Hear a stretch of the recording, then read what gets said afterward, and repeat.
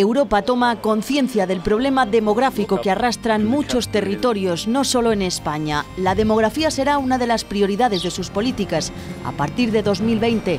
En estas jornadas en las Cortes se ha constatado la necesidad de dotar con presupuesto todas esas políticas. Enseguida lo vemos.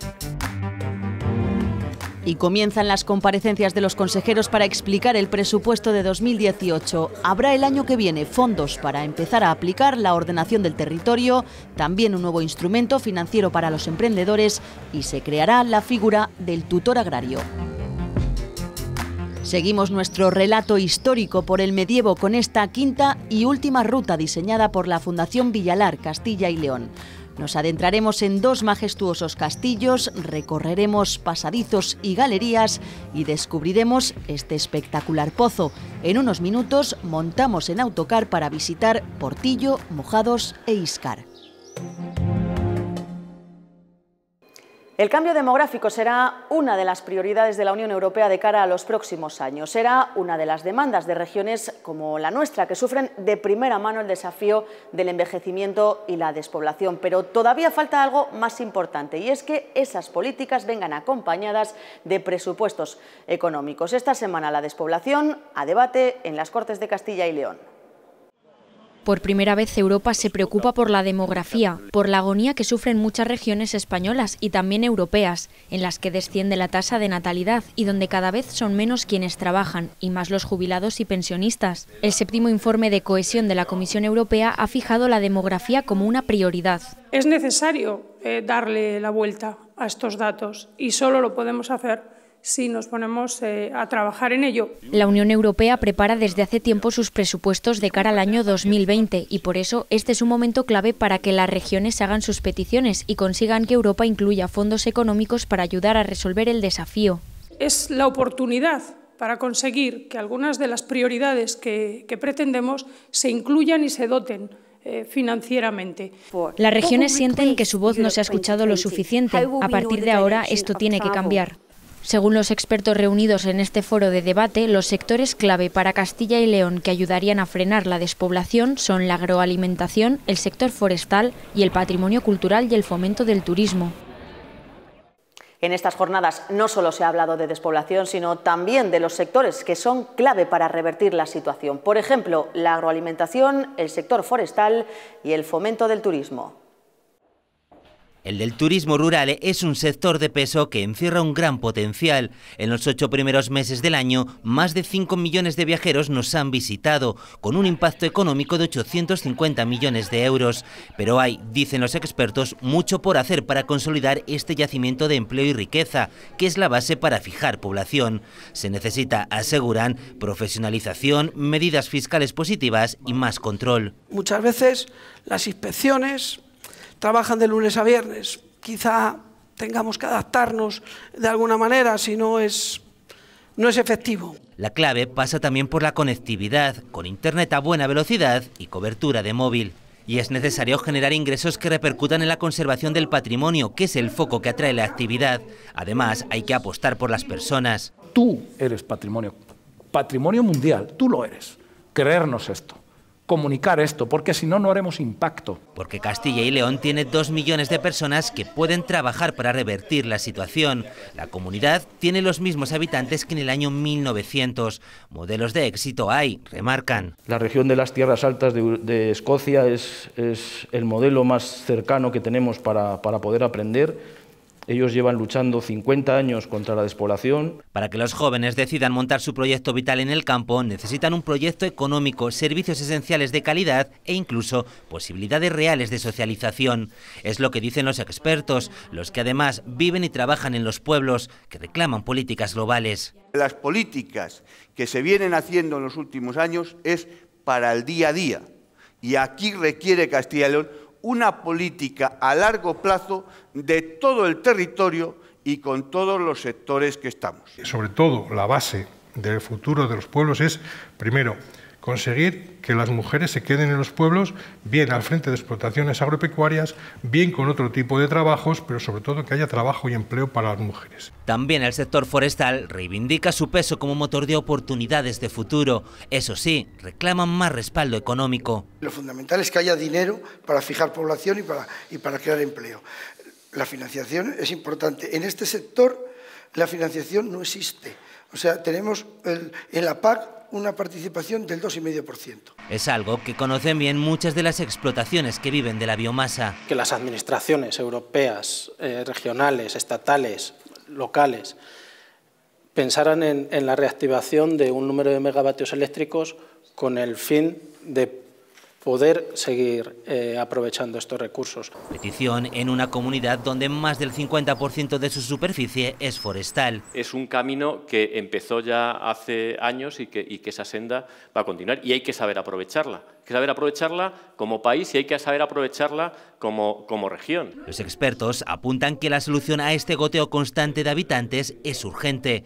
En 2050, entre el 70 y el 80% de la población mundial vivirá en las grandes ciudades. Para combatir la despoblación, la Junta lleva 7 años diseñando la ordenación del territorio, encallada ahora en su última ley.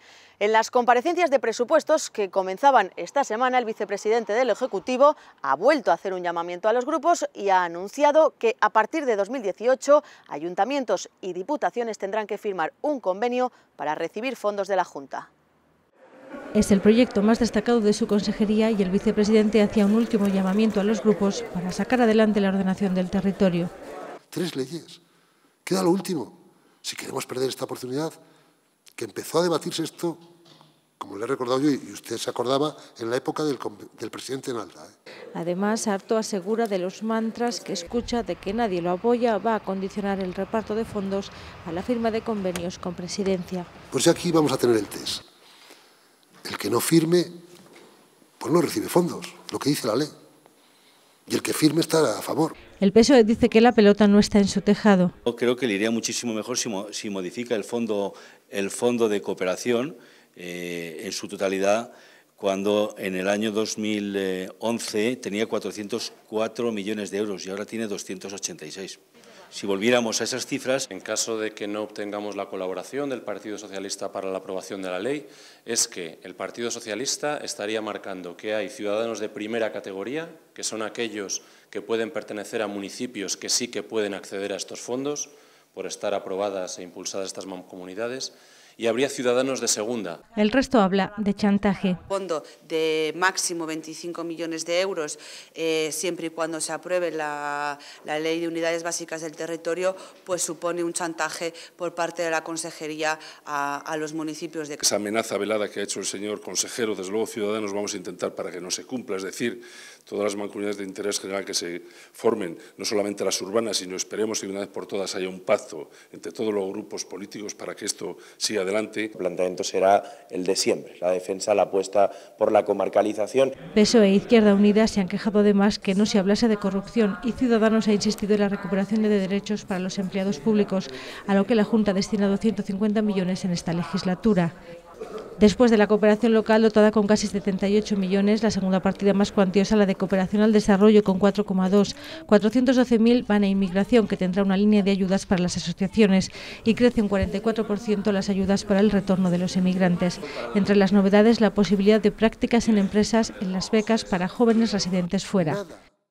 Y la gran prioridad para la consejera de Economía, Pilar del Olmo, es garantizar la calidad de los servicios públicos fundamentales. Ha destacado el carácter social de las inversiones. Su cartera contará en 2018 con un total de 366 millones de euros, un 20% menos que el año pasado.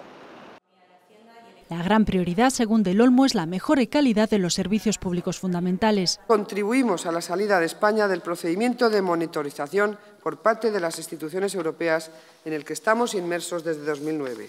Para la oposición, estos son los presupuestos de la deuda. Ya son 3.000 millones de euros acumulados en recortes en el estado de bienestar y más de 2.000 millones acumulados desde 2011. Nos preguntamos si siguen en la realidad paralela de Matrix, ese universo de ciencia ficción que no les permite reconocer que sus políticas, la acción de sus políticas, desemboca en precariedad, despoblación. Creemos que nuestra aportación va a permitir que determinados colectivos puedan tener mayor renta disponible, mayor posibilidades de consumo. Es una irresponsabilidad pactar un presupuesto antes de que se debata en sede parlamentaria. Eso no es creer en la democracia, eso no es creer en el parlamentarismo. Una falta de rigor de la oposición en esta comunidad, una falta de rigor materializada en la izquierda que quiere aplicar las mismas políticas que llevaron a este país al fracaso, a la mayor crisis de la historia, más gasto público.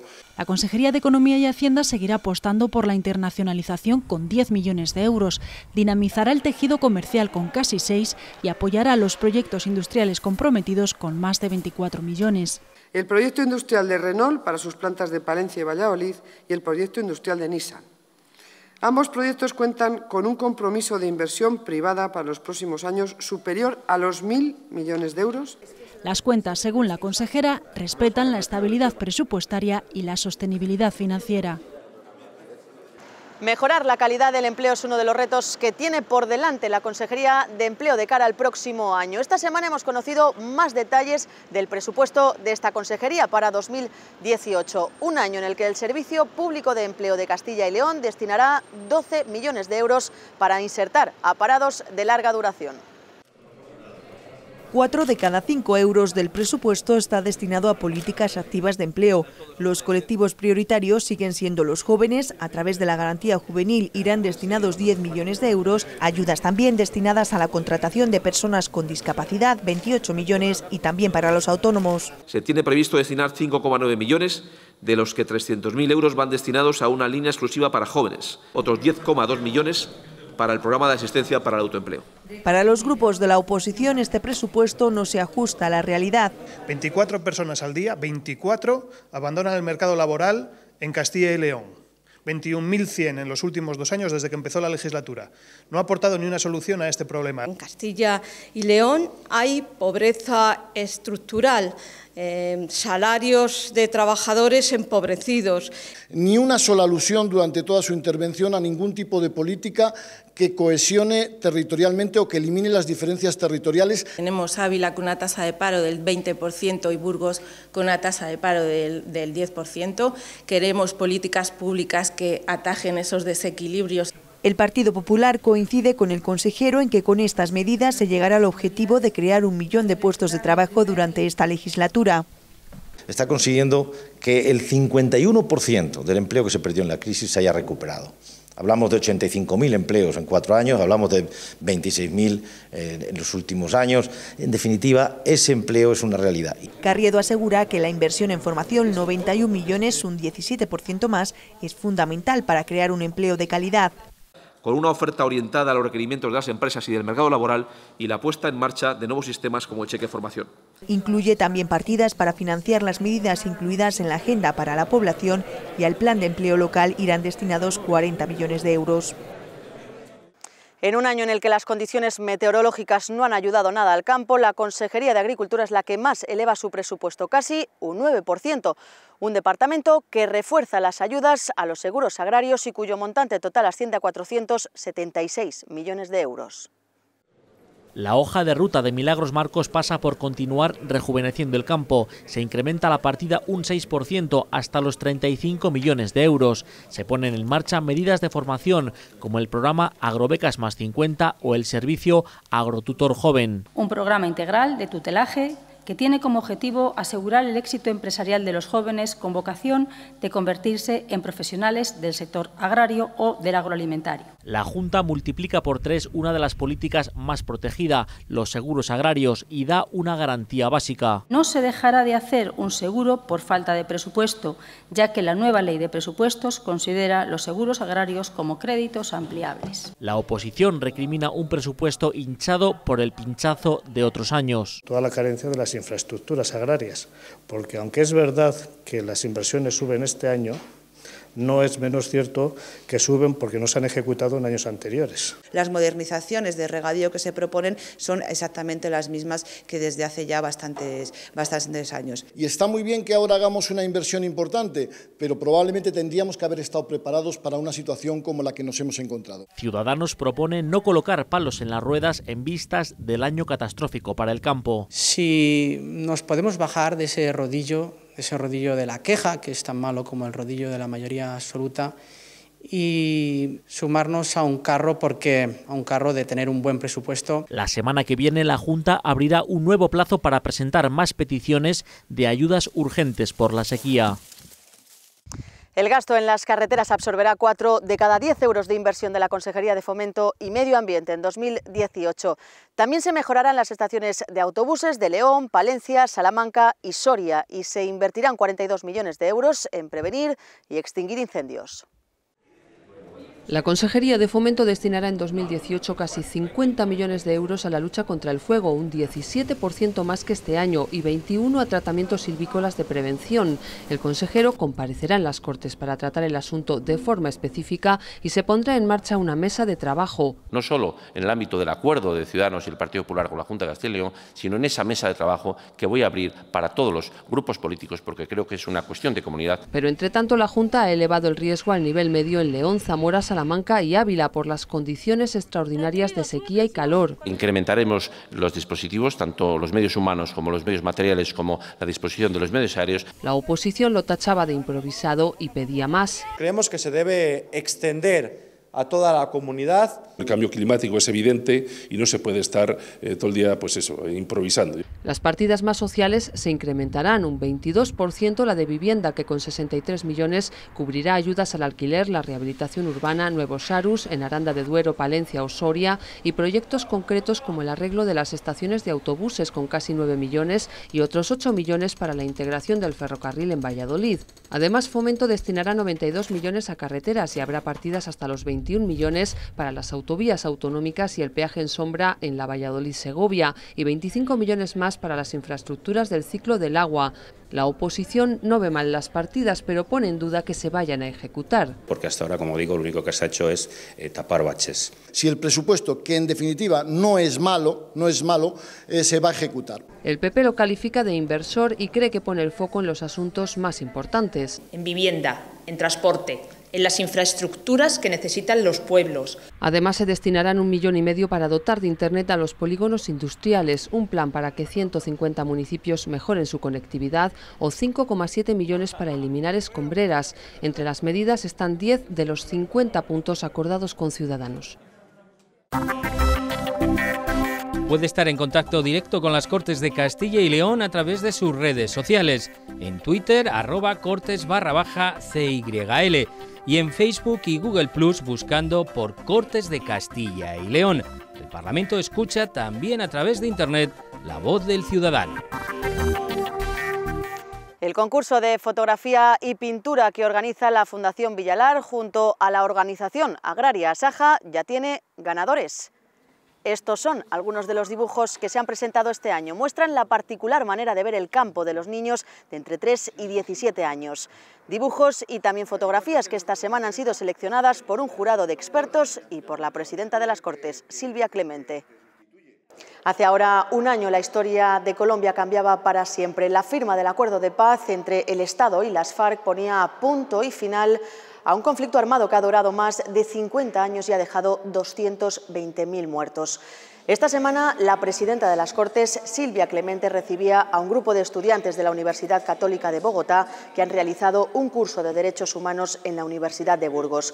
Con ellos hemos hablado del proceso de paz. Queríamos saber cómo han vivido el año en que cambió la historia de Colombia. 50 años de muertes, secuestros y violaciones. Medio siglo de guerra en Colombia que terminaba con esta firma, el acuerdo de paz entre el gobierno y las FARC. Primero fue en esta gran ceremonia en septiembre del año pasado en Cartagena de Indias. Poco después llegaba el segundo y definitivo acuerdo en La Habana. Una guerra que ha dejado 220.000 muertos y 6 millones de desplazados. Que las víctimas y el país conozcan la verdad de lo que pasó, tanto pues por parte de las FARC como pues por parte del gobierno y pues por parte de toda Colombia, porque somos todos los actores del conflicto. Para ello, 51 magistrados juzgarán los crímenes de guerra. El Congreso trabaja ya en una ley de justicia especial para la paz y en el horizonte la esperanza de todos de construir una Colombia mejor. Por primera vez en muchos años, en muchas generaciones, se nos dio la oportunidad de votar, de decidir, de empoderarnos y de creer en una Colombia mejor, de sentar un precedente internacional. Las FARC, que nacieron en 1964, han abandonado los fusiles para tomar la palabra como única arma. Su primer examen serán las elecciones generales de 2018, porque se han convertido en partido político. Mientras, el gobierno trabaja en la restitución de tierras para reactivar la economía. El retorno de todos estos campesinos que se vieron desplazados por la violencia y también, lo que le comentaba anteriormente, la conexión de ellos con la economía. Una transición que presenta dudas e incógnitas, porque cerrar las heridas de más de un siglo de conflicto no será sencillo.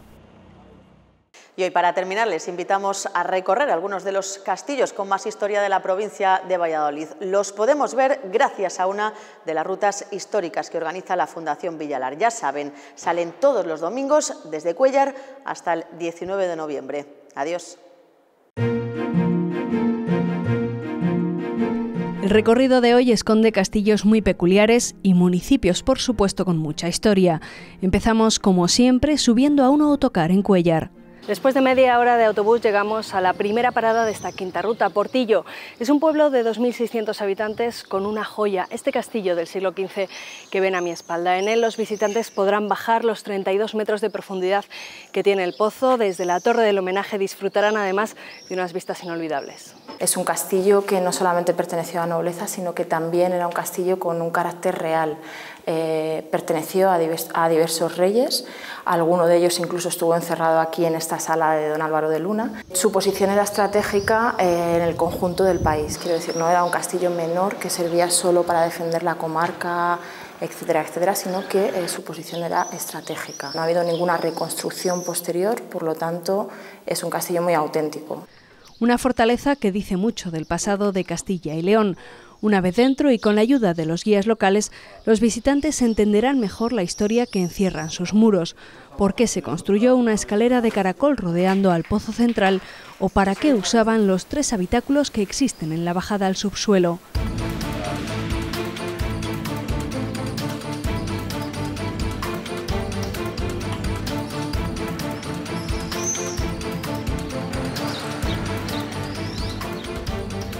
Cuenta la historia, además, que antes de la repoblación definitiva, los vecinos de la villa se defendieron con valentía de un poderoso ejército musulmán que finalmente arrasó todo lo que encontró a su paso. La torre del homenaje ofrece unas vistas desde las que se entiende mejor el carácter defensivo y estratégico de esta construcción.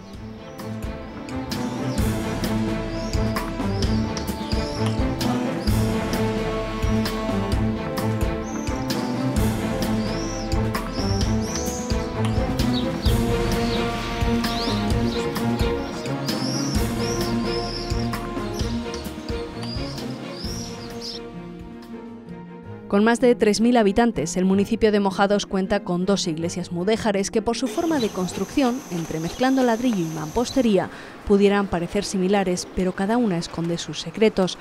Los visitantes verán esta, la de San Juan, y conocerán más de la historia de este municipio. Y además en Mojados no se puede olvidar que tiene lugar en el año 1517 el encuentro entre el emperador Carlos I de España y V de Alemania y su hermano Fernando I de Habsburgo. Cuenta la anécdota, cuenta la leyenda, que en Mojados cazaron juntos, comieron juntos y además degustaron los famosos barquillos, que se hicieron ya entonces famosos. Sin tiempo que perder llegamos a la última parada, Íscar. Allí nos espera otro imponente castillo.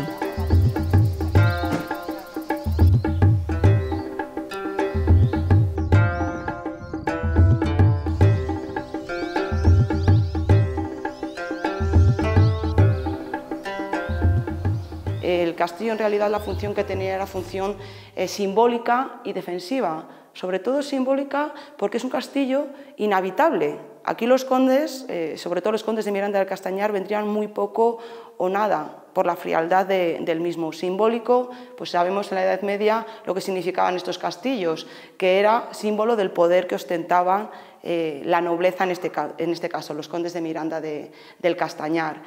El interior de la torre del homenaje es, junto con lo que queda de muralla, lo más antiguo que se conserva de la fortaleza del siglo XIII. Sin embargo, es esta columna uno de los elementos más singulares. Construida en el siglo XVI para evitar la ruina, hoy por hoy sujeta todo el peso de la torre.